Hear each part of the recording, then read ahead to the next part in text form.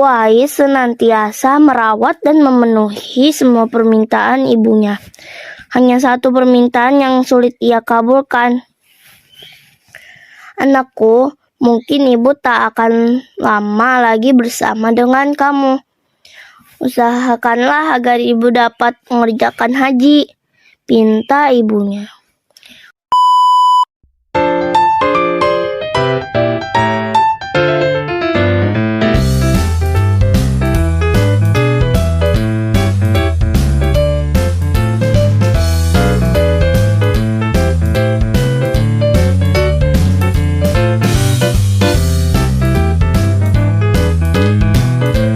Assalamualaikum warahmatullahi wabarakatuh. Dengan aku Nabila. Kali ini aku mau membahas tentang Uwais Al-Qarni yang sangat taat kepada ibunya. Daripada penasaran, ikutin kisahnya yuk. A few moments later. Di Yaman, tinggallah seorang pemuda bernama Uwais Al-Qarni yang berpenyakit sopak. Tubuhnya belang-belang.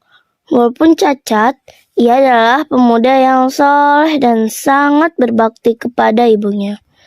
Ibunya adalah seorang wanita tua yang lumpuh. Uwais senantiasa merawat dan memenuhi semua permintaan ibunya. Hanya satu permintaan yang sulit ia kabulkan. Anakku, mungkin ibu tak akan lama lagi bersama dengan kamu.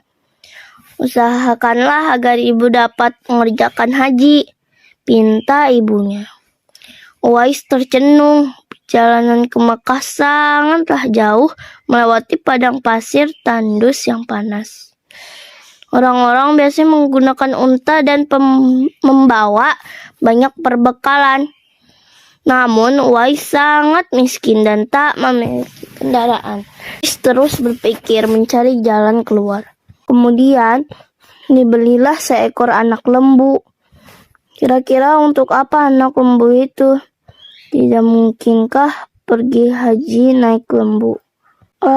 Ternyata Uwais membuatkan kandang di puncak bukit. Setiap pagi beliau bolak-balik menggendong anak lembu itu naik turun bukit.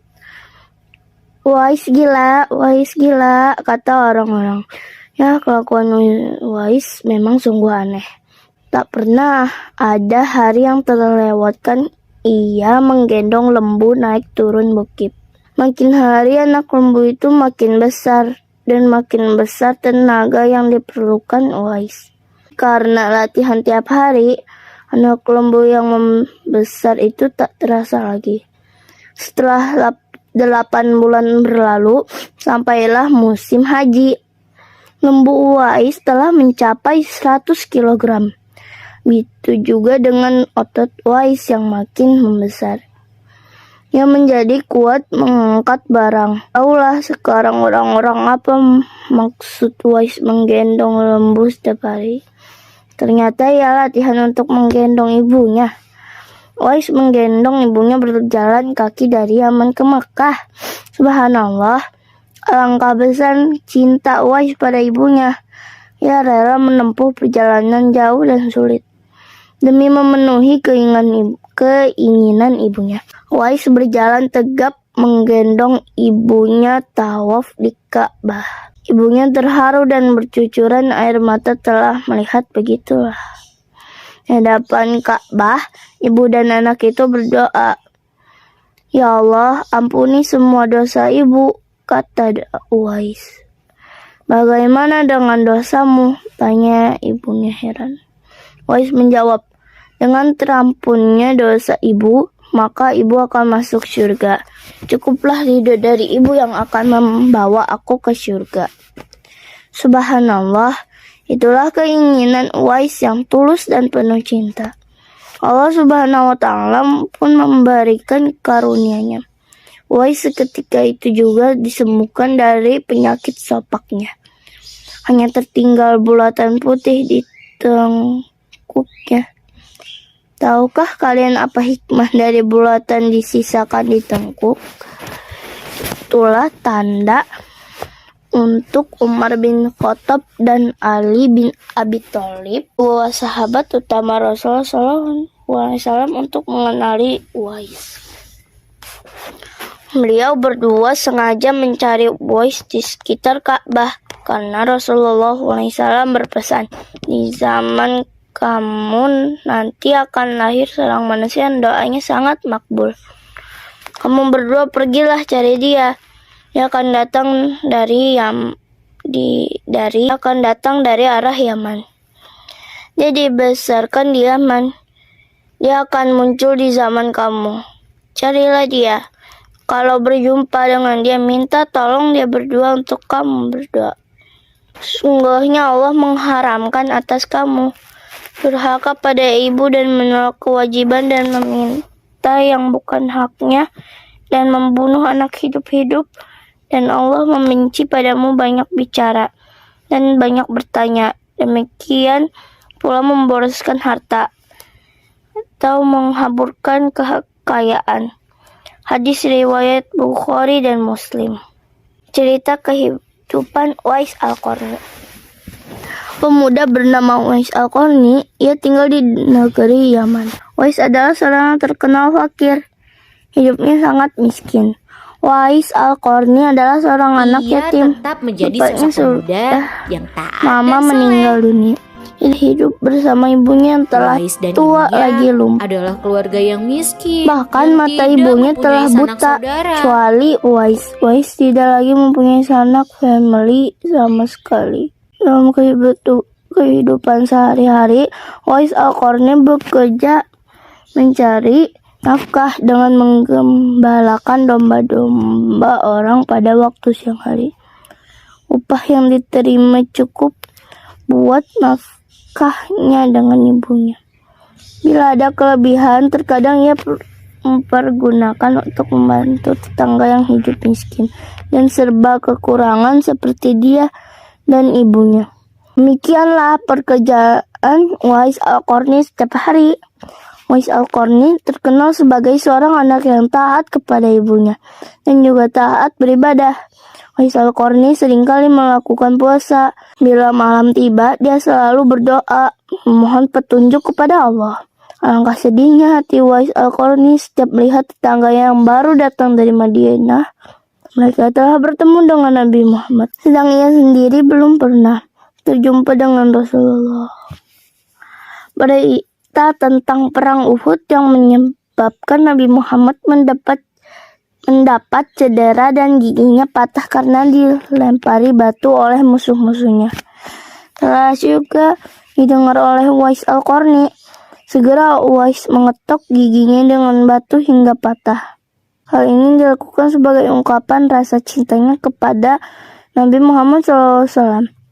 Sekalipun ia belum pernah bertemu dengan beliau, hari demi hari berlalu dan kerinduan Uwais untuk menemui Nabi SAW semakin dalam. Hatinya selalu bertanya-tanya kapankah ia dapat bertemu Nabi Muhammad SAW dan memandang wajah beliau dari dekat. Ia rindu mendengar suara Nabi SAW, kerinduan karena iman.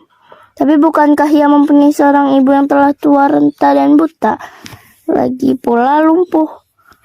Bagaimana mungkin ia tega meninggalkannya? Dalam keadaan yang demikian, hatinya selalu gelisah. Siang dan malam pikirannya diliputi perasaan rindu memandang wajah Nabi Muhammad SAW. Akhirnya kerinduan kepada Nabi SAW yang selama ini dipendamnya tak dapat ditahannya lagi. Pada suatu hari ia datang mendekati ibunya, mengeluarkan isi hatinya dan mohon izin kepada ibunya agar ia diperkenankan pergi menemui Rasulullah SAW di Madinah. Uwais Al-Qarni walaupun telah uzur, merasa terharu dengan ketika mendengar permohonan anaknya. Ia memaklumi perasaan Uwais Al-Qarni seraya berkata, "Pergilah wahai anakku, temuilah Nabi di rumahnya, dan bila telah berjumpa dengan Nabi, segeralah engkau kembali pulang." Betapa gembiranya hati Uwais Al-Qarni mendengar ucapan ibunya itu. Segera ia berkemas untuk berangkat. Namun, ia tak lupa menyiapkan keperluan ibunya yang akan ditinggalkannya, serta berpesan kepada tetangganya agar dapat menemani ibunya selama ia pergi. Sesudah berpamitan sembari mencium ibunya, berangkatlah Uwais Al-Qarni menuju Madinah. Bernada Setelah penuh menempuh perhatian. perjalanan jauh, Suamiku, akhirnya Uwais Al-Qarni sampai juga di kota Madinah. Segera ia mencari rumah Nabi Muhammad SAW. Setelah ia menemukan rumah Nabi, kita akan menyambut hari diketuknya kemenangan. pintu rumah itu Ujar sambil Fatimah. mengucapkan salam. Keluarlah Nabi seorang hanya seraya terdiam membalas masuk. salamnya. Segera saja Tak lama Uwais kemudian, Al-Qarni menanyakan ia Nabi meminta pendapat sang istri Muhammad SAW tentang yang rencananya ingin dijumpainya. untuk mensedekahkan Namun ternyata hari Nabi kemenangan. tidak beradanya Ujar di rumah. Fatimah. Beliau sedang berada Nabi di hanya medan terdiam masuk. pertempuran. Uwais Al-Qarni hanya dapat Tak lama bertemu dengan kemudian, Siti Aisyah, ia meminta pendapat sang istri Nabi tentang rencananya Muhammad untuk mensedekahkan SAW. seluruh Betapa persediaan kecewanya makanan hati mereka Uwais. kepada fakir Dari miskin. jauh ia datang untuk berjumpa langsung dengan Nabi SAW. Tapi Nabi SAW tidak dapat dijumpai. Dalam hati Uwais Al-Qarni bergolak perasaan ingin menunggu kedatangan Nabi SAW dari medan perang. Tapi kapankah Nabi pulang? Para tetangganya Sedangkan masih malah terngiang di menertawakan tingkah laku telinganya Uwais pesan setiap ibu yang hari sudah menggendong tua anak dan sapi ke atas sakit-sakitan itu, agar ia cepat pulang ke Yaman. Engkaulah harus lekas pulang. Akhirnya karena ketaatannya kepada ibunya, Meskipun pesan diolok-olok ibunya oleh para mengalahkan tetangganya, suara hati dan Uwais kemauannya tidak patah semangat untuk dan menunggu dan terus berjumpa berusaha dengan Nabi untuk SAW. mewujudkan Karena hal permintaan itu ibunya. tidak mungkin, Uwais Al-Qarni dengan terpaksa pamit kepada Siti Aisyah untuk segera pulang kembali ke Yaman. Dia hanya menitipkan salamnya untuk Nabi Muhammad SAW. Setelah itu, Uwais Al-Qarni pun segera berangkat mengayunkan langkahnya dengan perasaan amat haru.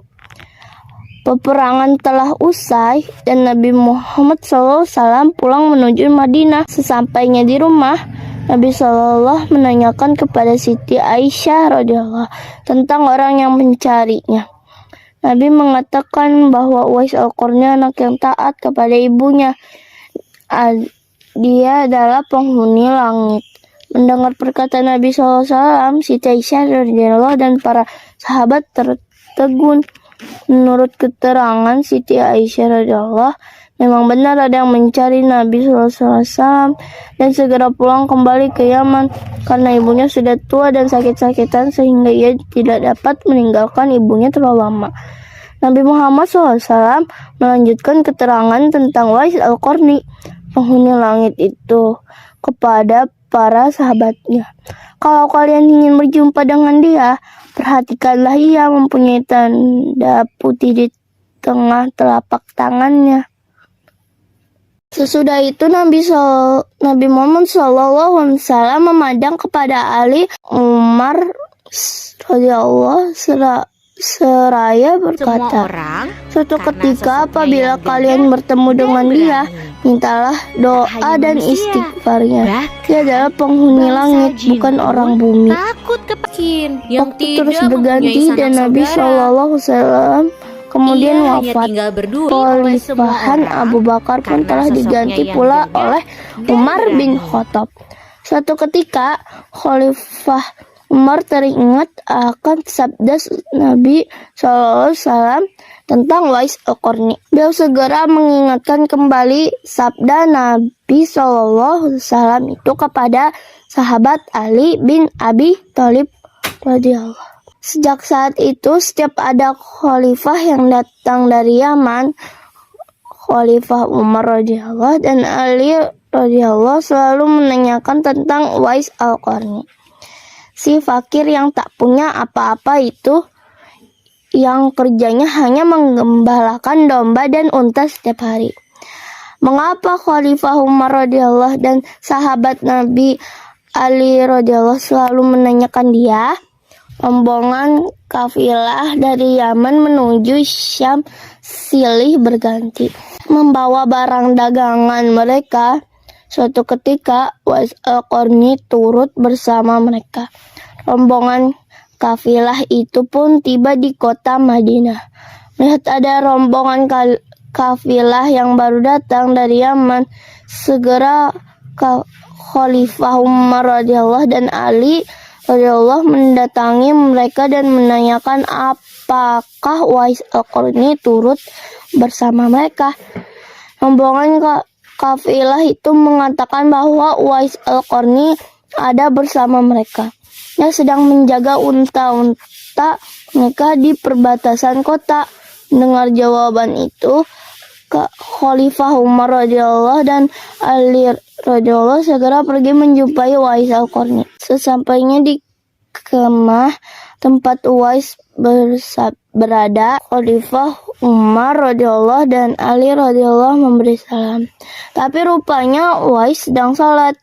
Setelah mengakhiri salatnya dengan salam, Uwais menjawab salam Khalifah Umar radhiyallahu dan Ali radhiyallahu sambil mendekati kedua sahabat Nabi SAW ini dan mengulurkan tangannya untuk bersalaman. Sewaktu berjabatan, Khalifah Umar radhiyallahu dengan segera membalikkan tangan Uwais untuk membuktikan kebenaran tanda putih yang berada di telapak tangan Uwais. Seperti yang benar dikatakan oleh Nabi SAW, memang benar tampaklah tanda putih di telapak tangan Uwais Al-Qarni. Wajah Uwais Al-Qarni tampak bercahaya. Benarlah seperti sabda Nabi SAW bahwa dia itu adalah penghuni langit. Khalifah Umar radhiyallahu dan Ali radhiyallahu menanyakan namanya dan dijawab Abdullah. Mendengar jawaban Uwais, mereka tertawa dan mengatakan kami juga Abdullah, yakni hamba Allah. Tapi siapakah namamu yang sebenarnya? Uwais kemudian berkata, nama saya Uwais Al-Qarni. Dalam pembicaraan mereka, diketahuilah bahwa ibu Uwais Al-Qarni telah meninggal dunia. Itulah sebabnya ia baru dapat turut sama rombongan kafilah dagang saat itu. Akhirnya Khalifah Umar dan Ali radhiyallahu memohon agar Uwais membacakan doa dan istighfar untuk mereka. Uwais enggan dan dia berkata kepada Khalifah, sayalah yang harus meminta doa pada kalian. Mendengar perkataan Uwais, Khalifah berkata, kami datang ke sini untuk memohon doa dan istighfar dari Anda, seperti yang dikatakan Rasulullah sebelum wafatnya. Karena desakan kedua sahabat ini, Uwais Al-Qarni akhirnya mengangkat tangan, berdoa dan membacakan istighfar. Setelah itu, Khalifah Umar radhiyallahu berjanji untuk menyumbang uang negara dari Baitul Mal kepada Uwais untuk jaminan hidupnya. Segera saja Uwais menampik dengan berkata, hamba mohon supaya hari ini saja hamba diketahui orang untuk hari-hari selanjutnya, biarlah hamba yang fakir ini tidak diketahui orang lagi. Oke teman-teman, demikian itu kisah Uwais Al-Qarni. Nah, kita ambil hikmahnya yuk. Hikmahnya yaitu adalah jika kita taat kepada orang tua, maka Allah memuliakan kita. Wassalamualaikum warahmatullahi wabarakatuh. Dadah.